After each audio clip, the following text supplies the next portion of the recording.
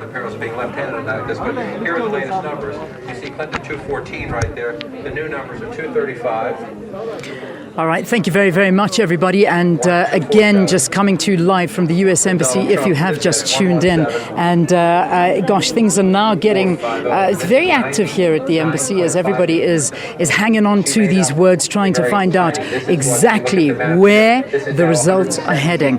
Well, we've got about 87% of the votes that have come through so far. And it really does look like Donald Trump has really shot forward quite a bit on this one. And we're waiting now, obviously, for those final results to be called. So we'll see how it goes, but we can tell you here at the U.S. Embassy there have been some talks that have been given. We've seen the U.S. ambassador taking to the podium to talk to everybody gathered here and just again talking about relations between South Africa and the U.S. and that they'll continue to keep those relations as good as they possibly can, extending olive branches. Those are the words that have been used, and really just tempering any fear that there may be that relationships may be dampened due to a different win or a different party that may be in the House. There he goes again. I've been trying to keep Donald Trump standing this whole broadcast, but it's not working. So I think it's time to just take him out of the frame just for now. Oh, my goodness. All right, I want to have a quick conversation now with one of the guys that has been watching us very, very closely. It's good to have you with us. It's the Deputy Assistant Secretary of State for Southern Africa, Todd Haskell. Todd, thank you. Thanks for being with us. No, thank you for having me on. It's great to be here. Absolute pleasure. Let's talk a little bit about what you've just heard now. What are the official results? I know that you were just inside having a look. What are we at right now? I think there's still about 8 states that are still out, that are very close. And I think what we're watching to see is which way they break. Yeah. I've been saying I think that by the time we sit down for lunch, we'll know who the next president of the United States will be. Okay. When we talk 8 states, those states, which ones are we looking at? More the western states? Actually, there's a few on the East Coast that are still quite close. Well, New Hampshire comes to mind. There's Michigan, there's Wisconsin, I think Iowa is one of them, Arizona. We haven't really even begun to get results from Alaska yet, for instance.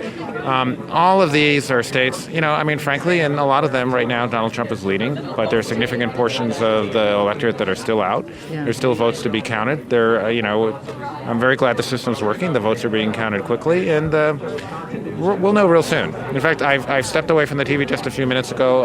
I'd hate to be wrong because things are changing rather quickly. I know it's difficult. I'm trying to refresh as much as I possibly can and when the votes do come in. So we're trying to keep. It's a fascinating process, isn't it? Yeah, it is a very fascinating process, and it certainly is one that I think has taken a lot of people by surprise because there's some states that were foregone conclusion that Hillary Clinton was going to take, and yet Donald Trump has taken those. Yeah, no, I've been doing this long enough, following these elections long enough that I've stopped paying as much attention to the pollsters and the pundits and the months before. It's always best to actually wait until the votes are counted and make a decision. I think right now there are some folks making forecasts as well.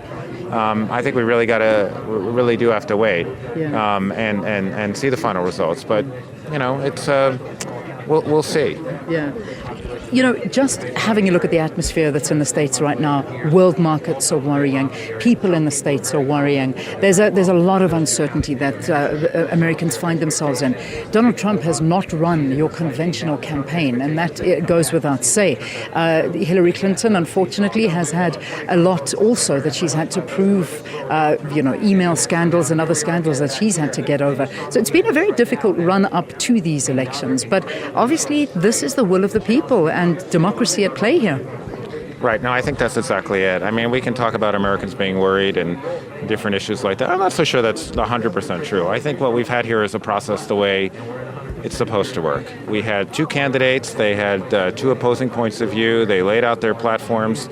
Sure, sometimes in the heat of the battle, things get said, but ultimately what we've had is the people turn out in record numbers to vote. And in a non-violent process, we're determining the future of our government. And that's the way democracy is supposed to work. That's the way it works in the United States. And that's the way South Africa's had success with it working here as well. Yeah. It's one thing I haven't touched on, and that's just how I'm going to close it up, is the turnout for these elections. How has it been? I mean, have we seen unprecedented numbers coming through? He's falling all over, I promise you. Not my fault. So what are we looking at? How is the turnout for these elections? what I've seen, and I think we need to get the complete numbers, but that the turnout will be larger than any other, in absolute numbers. Obviously, the country's larger as well, than any other presidential election that we've had in the past. And you've had really whole communities that in the past maybe didn't feel as enfranchised have really turned out in big numbers. I mean, I'm very proud that we've, sometimes Americans will be a little bit apathetic about our politics. That's not been the case this year. People have been very energized and very excited about getting involved and wanting to make a change. And that's a good thing. Yeah, it certainly is. Thank you for talking to us. Go have a look at those figures, see what's going on right now. And it's been a pleasure chatting to you. This is the Deputy Assistant Secretary of the State for Southern Africa, Todd Haskell, talking to us here on the program. Nice website I'm having a look at right now. It's the New York Times. They're doing their predictions and they're seeing how things are going. It's amazing. Everywhere you look, there's different figures. But on this, their live presidential election results, they're saying that Donald Trump has got 244.